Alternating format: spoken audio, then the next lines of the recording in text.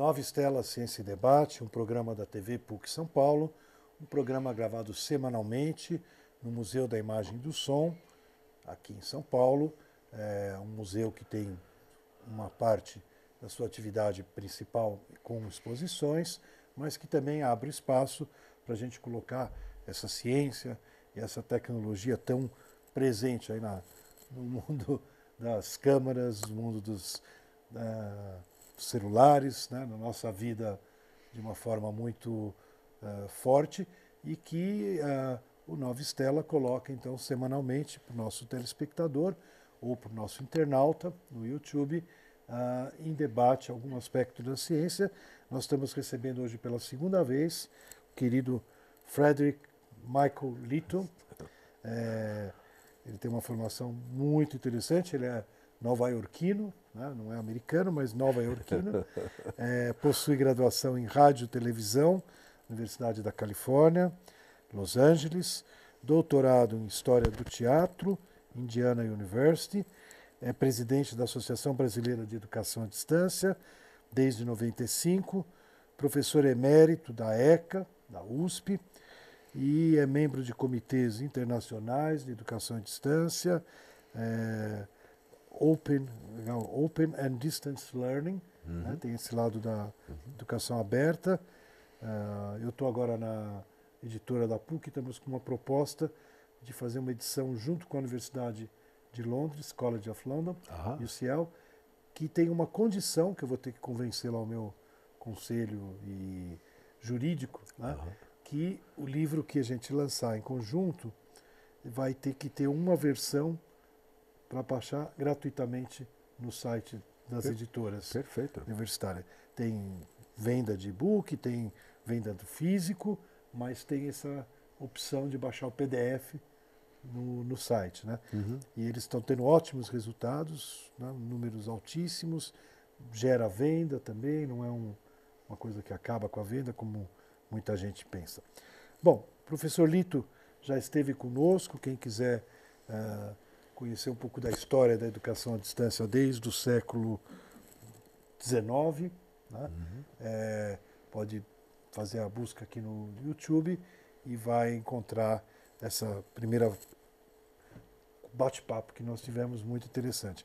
Mas a gente convidou ele para voltar para a gente aprofundar algumas coisas que não deu tempo.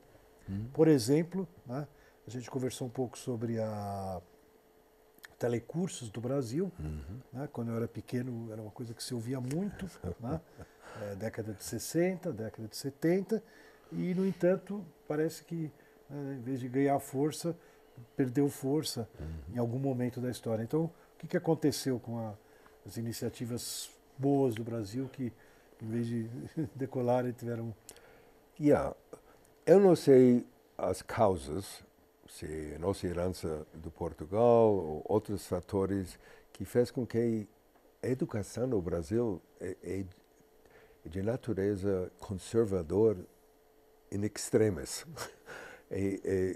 Eu que tenho toda a minha formação feita fora, nos Estados Unidos, eu cheguei na USP como professor em 71 e eu tive que me adaptar pelas estruturas.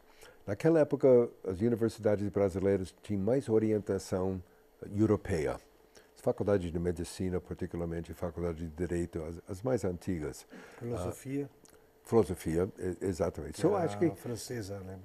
Exatamente. Só a Universidade de Brasília foi criada em novos termos, década de 60, com linhas mais modernas em termos de currículo, exigências para ser professor e tudo mais. Mas tudo bem.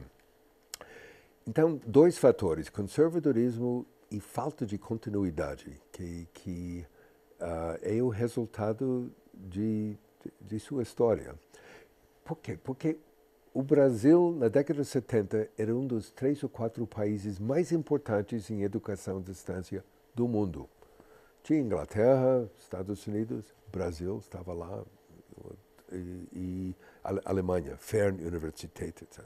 Porque o Brasil tinha não somente o Telecurso 2000 muito bem sucedido, tinha o projeto Minerva, de rádio, tinha os telecentros nas praças públicas de Maranhão, tinha o projeto Saci, que eu era consultor, isso foi em 72, 73, que era do Instituto Nacional de Pesquisas Espaciais, usando o novo satélite brasileiro para fazer cursos à distância, para fazer o aperfeiçoamento de professores leigos do Rio Grande do Norte. Professores leigos, quer dizer, professores da rede pública que não tinham terminado o curso universitário. Alguns deles nem conseguiram ir além do segundo grau, porque eles estavam na área rural, sem possibilidade de ir para os grandes centros. Então, em qualquer livro publicado no mundo sobre educação à distância, ou revistas científicas, o Brasil estava lá. Mas, de repente, década de 80, o governo parou de investir, houve descontinuidade. As pessoas que sabiam como fazer isso foram para outras áreas. Então, eles só foram chamados de volta no fim da década de 90, quando a internet chegou e havia mais possibilidades. Então, essa descontinuidade é terrível. E o conservadorismo continua até hoje. Por quê? Com a fundação da Universidade Aberta do Reino Unido, do 1996, aproximadamente, por um governo socialista que queria dar educação o mais amplamente possível, as coisas começaram a mudar. O conceito de open é que domina muitas coisas em educação e trabalho hoje em dia. E tudo o resultado da ascensão de digitalização. Antes de digitalização, Xerox. Uma cópia Xerox era um pouco inferior do original. A 10ª cópia, pior ainda, a 1000ª cópia nem ilegível. Digitaliza com zeros e uns. Todas as cópias são quase igual ao primeiro. Que fez com que nós não estamos mais numa sociedade de escassez, em que todas as melhores coisas, ouro, diamantes, acesso a livros raros, textos sagrados, só para uma parte da população, os mais ricos, os privilegiados. Agora, com a duplicação tão fácil, tão econômico, é possível sentir que estamos numa sociedade de abundância e que podemos dar informação de graça, entende? E em muitos países estão considerando que universidades não vão poder cobrar do aluno pelo conteúdo. Porque os alunos podem dizer, não, eu vou pegar o conteúdo numa outra universidade que dá isso de graça. Mas para orientar o aluno, dizer, leia isso antes de ler aquilo, aí a universidade pode cobrar. E a universidade pode cobrar para dar um exame para a certificação do aluno. Porque o prestígio de aluno da universidade também é importante.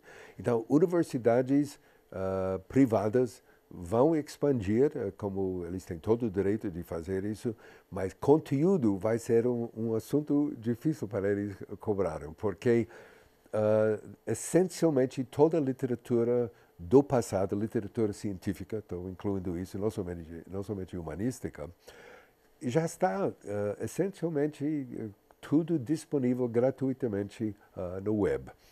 Isso é muito bom, porque significa que pessoas que não têm paciência para ter seu traseiro sentado na sala de aula, ouvindo um professor falar, entende? A legislação brasileira é totalmente ultrapassada, porque exige 3.000 horas de traseiro na sala de aula para ter direito a um diploma universitário.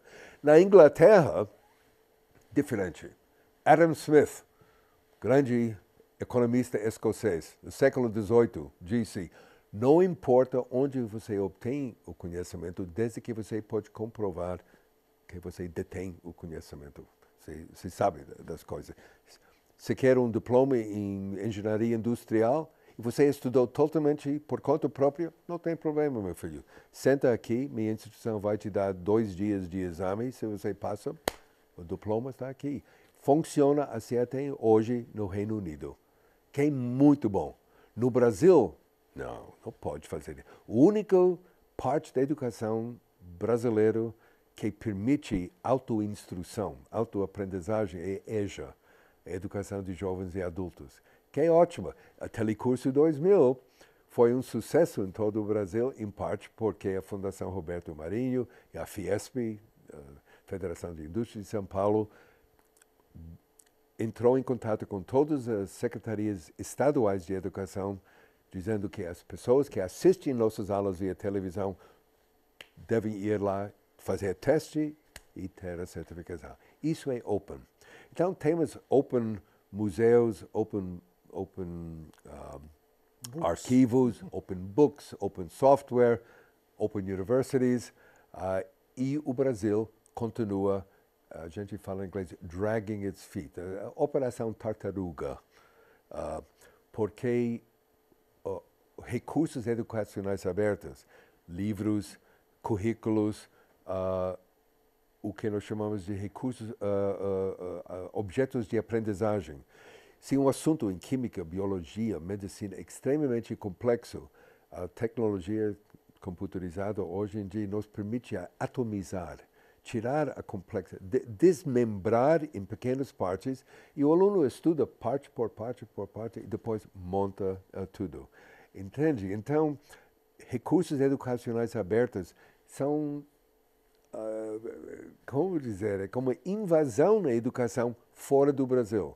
E no Brasil vai tateando por causa do conservadorismo dos professores, das secretarias estaduais municipais de educação e do próprio MEC. Isso tem que mudar. O Brasil só tem 30% do cohort group de 18 a 24 anos matriculadas em ensino superior. Argentina, desculpe, é pior do que isso. Agora, acho que 17%. Sim, só 11% da população brasileira tem curso universitário. É muito pouco. Nos Estados Unidos é 60% e ainda assim. Então, eu acho que 17% do cohort group de 18 a 24 anos está matriculado em universidade. Argentina, 35%. Bolívia, 35%. Come on. Chile, 35%. Estados Unidos, 60%. Inglaterra, 65%. E Coreia do Sul, 85%. Now, como é que o Brasil espera competir com esses outros países com uma população que sabe coisas manuais, mas coisas cognitivas? Nós não temos as camadas de pessoas nível técnico capazes de lidar com ideias e sofisticações e acompanhar as mudanças que estão ocorrendo. Temos que ter uma liderança na educação mais forte do que nós temos. E para cada real investido em incentivar inovação, temos que gastar um outro real para derrubar os muros de conservadorismo nas universidades e nos ministérios. Tá dito. Tá dito. Muito bem dito. Eu acho... você sabe que eu fiz o caminho diferente do teu, mas diferente duplamente, né? Você veio da América do Norte para a América do Sul. Eu fui, quando eu acabei, para o Canadá, Montreal, McGill. Lovely. E eu também poderia ter ficado, né? Como você veio para cá e ficou. Né? Sim. Mas eu tinha aquela coisa, idealismo brasileiro, de que certo nacionalismo antigo, de que eu precisava voltar para ajudar aqui as coisas, né? Claro que olhando hoje em dia, com a situação do Brasil, a gente fica meio, será que eu não deveria ter ficado, né?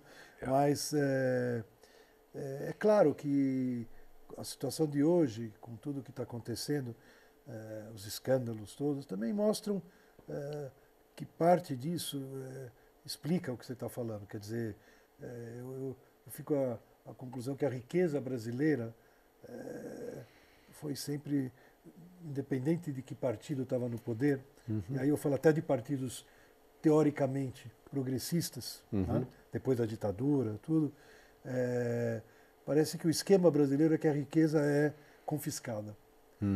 Então, se você confisca, que nem você trabalha, vai na USP, eu venho aqui no Misto, imagine se a gente no caminho para casa, alguém pegasse todo o dinheiro que a gente ganha, deixasse só um pedacinho.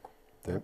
Então, isso que eu te falo, quer dizer, mas é óbvio que você tem razão, quer dizer, enquanto não houver uma liderança que realmente coloque a educação como aconteceu na Coreia, que você falou, a Coreia também não era, a Coreia estava lá, coitada, invadida com os americanos, em guerras, comunismo, Guerra Fria, tudo arrasado, né? Só que de repente eles... E eu sei que o professor na Coreia passou a ser muito valorizado. Sim. Né? Então, alguém falou para mim que na Coreia um juiz quase que ganha igual que o professor. Não sei se é o mesmo valor. Alguém contou para mim, conheceu alguém da Coreia que é professor e que contou essa história. Né? Aqui, imagina, o juiz ele é um rei e um professor é um... entendeu? Um nada perto desse rei. Né? Daí, você entende? Daí começa a explicar. Mas vamos voltar, Lito, porque eu gostei muito que você usou aqui o Nova Estela para fazer um depoimento sobre onde é que, né, que a coisa... porque o Brasil, seus recursos naturais são tão fantásticos e as pessoas que compõem a população brasileira vindo da Ásia, da Europa do Leste, Europa Ocidental, é uma riqueza fantástica e que a gente não usa bem. Eu fico aqui, eu fiquei 45 anos porque eu amo o país. Eu não sou masoquista, entende? Eu não gosto de sofrer. Eu fico aqui porque a população é extremamente amigável e os recursos, claro, importar modelos é uma coisa muito difícil. Eu não estou sugerindo que a gente importe modelos. Eu estava numa conferência na semana passada e um dos palestrantes do Portugal contou uma história maravilhosa que é um bom exemplo para a gente não seguir, entende? Ele diz que a fama de Finlândia em educação é tão brutal no mundo todo que Portugal mandou uma comissão para a Finlândia para visitar as escolas e universidades e voltou e disse, vamos implantar isso. Fazemos um convênio com uma instrução que vai nos ajudar a criar para as escolas públicas toda a arquitetura, todo o ambiente de madeira, 10 mesas, armários, etc., modelo finlandês. E eles fizeram isso. E tudo estava andando bem nessa escola. E um dia eles receberam uma comissão da Finlândia para visitar, ver como estava indo esse projeto. E eles disseram, está tudo indo muito bem, está vendo os armários aqui, os alunos colocam suas roupas, etc. Mas temos uma pergunta, tem um armáriozinho aqui dentro do grande armário que a gente não sabe, é alongado, a gente não sabe para que uso isso serve. E os finlandeses dizem, isso é muito simples, é onde os alunos na Finlândia guardam seus esquis, entende? Então, já que... Isso serve a neve para Portugal.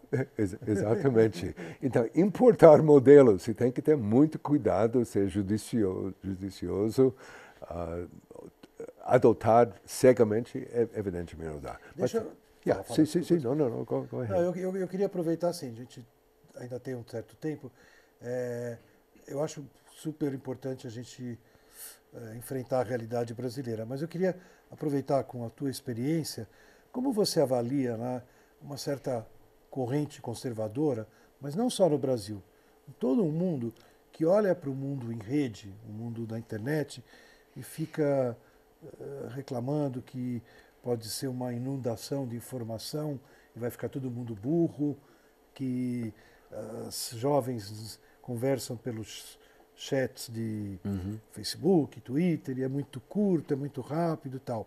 Eu particularmente sou adepto, né? Eu participo, eu uso como canal de ensino, de divulgação.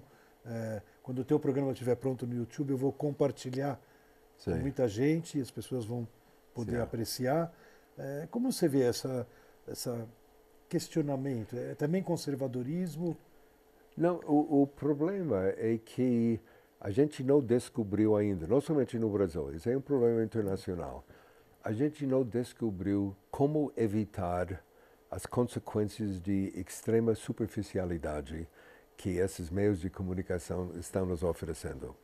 Quando você compra um bom jornal diário, Estadão, Folha, New York Times, etc., esses jornais, somos privilegiados aqui em São Paulo, com a Folha de São Paulo e Estadão, no Rio, Globo, porque eles têm matérias em profundidade sobre política, sobre cultura. Isso é sensacional. O problema é que se a gente deixa essas novas gerações evitar de ler o jornal impresso, ou sua versão digital dos mesmos jornais impressos, eles vão para a superficialidade, para notícias em Facebook, Instagram, isso, aquilo.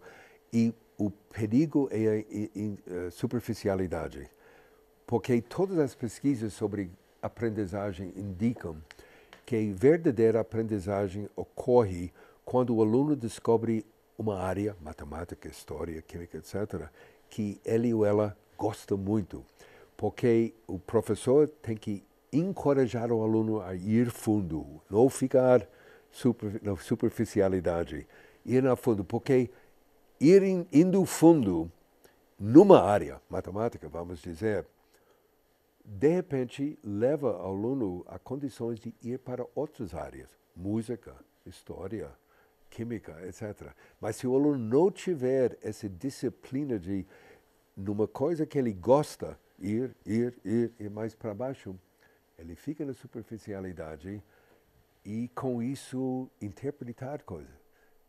Como ele vai interpretar textos? Eu não estou sugerindo muito memorização de coisas históricas, fórmulas matemáticas, não é por aí. Memorização hoje em dia não serve mais do que testar memorização, e não conteúdo, não conhecimento.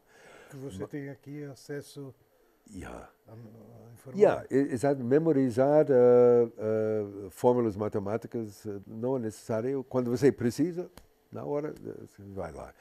Minha preocupação, não somente com superficialidade, mas no risco de perder uma coisa extremamente importante.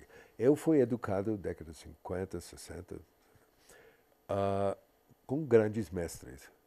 Aulas, de vez eu participei de aulas como aluno, 200 alunos, entende? A gente tinha 2 aulas formais do professor e a terceira aula era com um aluno de pós-graduação, grupo de discussão de 12 alunos, para aprofundar a coisa mais. Mas o que nós aprendemos com esses grandes mestres é como construir um discurso. Com início, meio e fim.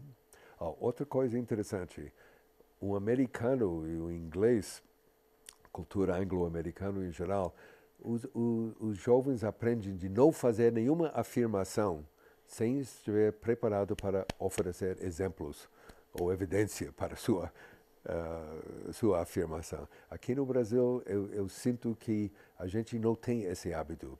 Qualquer pessoa pode ser qualquer coisa. Minha opinião é isso e pronto, eu tenho que aceitar isso. Então, eu não quero ver a aula magisterial abandonada. Eu não estou dizendo que deve ser dado, toda aula deve ser assim. É cacete.